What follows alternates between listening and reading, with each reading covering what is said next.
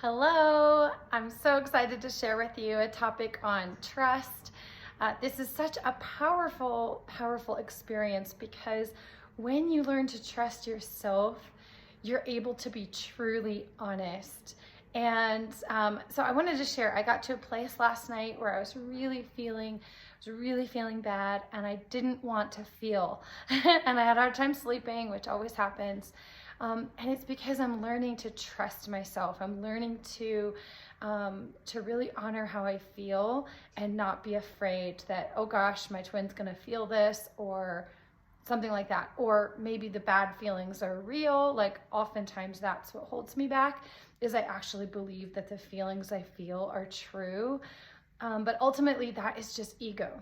And in order to heal your twin flame union, you have to heal and resolve your ego. And ego is anything that tells you that you're bad or that you can't have your union or that all of these negative things, that's not actually you, that is your ego. And you have to heal your ego. And what I mean by heal is you have to resolve the belief in not love, which is the ego. And as you heal not love and heal believing that love is real and it's true, you'll build more trust with yourself. I'd like to give you an example. So I healed a lot with my family dynamic, with my brother, with my dad, which were very karmic in nature. But then I had a family pattern with my mom that surfaced after I did all of this work. And I didn't want to set a boundary.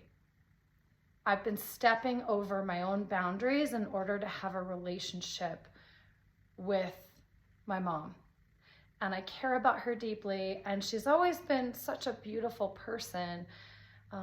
But I've never felt safe, I should say. I just never felt safe to be my authentic self around her because she would often shut down my dreams, my ideas. She didn't believe I could actually follow my heart and create an abundant life. And she was wrong, and I have. But still, even proving this to her, I thought if I proved this to her, that it would resolve, that the conflict would resolve. And I've been literally spiritually bypassing and stepping over a huge point in my relationship with her. And oh my gosh, the sun just came in. And so I had to get to a place of peace before I set this boundary. So that's why it's so important. My coach helped me do this. My coach helped me recognize that I needed to stop sweeping this pattern underneath the rug. And I had a decision to make, and I didn't want to make it. I didn't want to make it. I didn't want to set the boundary. But I worked like over the course of several days, and I got to a place of peace where I could really confront my mom about this, because every time I would share with her that I was hurting on a certain topic, or that she was kind of like deflecting what I was showing her, she would bypass my feelings and she would say something that she's not happy in our relationship, which is fine. Like, we can go through that, but let's not bypass how I feel. And so I finally set a really hard boundary with her, and it felt amazing. And then when I didn't hear back, it felt scary, because the only reason I didn't set the boundary in the first place was because I was afraid that she was going to leave. And so we'll see how it all plays out. But the truth is that when you honor yourself and your boundaries, you can't lose love, because you can't lose something you never had. And so you can't lose like God's love. You can't lose your own love. And so by not loving myself, I wasn't even loving my mom. She was genuinely not even aware of this pattern. Like, she's not consciously aware of it. She wouldn't intentionally hurt my feelings. She's actually a really great mom overall. And, but she just missed this pattern. And even though I'd been showing her for years, she wasn't like she couldn't feel it. And so this is very common because, 80 to 90% of our choices and our patterns are unconscious or even subconscious. And that's why it's so important. Like I had this subconscious programming that I had to settle in order to be loved, that I had to be not loved in order to be loved, which doesn't even make sense. And so by setting this boundary, what I found is I had to work through all the feelings around being left if she decides not to look at this pattern. And I had to recognize that, no, this is an essential part of my journey. It's essential for me to be authentically myself. And I couldn't tell my mom about my twin flame journey. I couldn't share this part of my life. And she misread and misunderstood why I couldn't share it with her. And so anyway, it doesn't really matter what the result is. The matter is that I'm not willing to sacrifice my feelings and my boundaries in order to have love. And so it's so fun because as soon as I worked through all of my fears around love leaving when I honor myself, I built so much trust with myself. And I feel like my heart feels like I have like an energetic hug within me.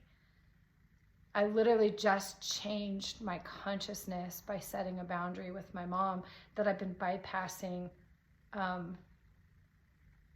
definitely for the last like 9 or 10 years, like way before that, but I was too young and too afraid to really set this boundary before, or I would have. And so if you want help with this, I'm here because I had to get to a place of peace within me before I could actually confront this issue. And I find oftentimes when I'm working to break through a boundary and a next level in my vibration and my love, I have these emotional challenges that I get to work through. And it's important to work through them because otherwise you lose trust with yourself. And honesty and trust are the first 2 keys to harmonious union.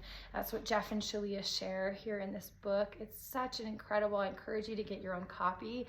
This is how I started in 2017, learning and growing and healing. It's got the mirror exercise too.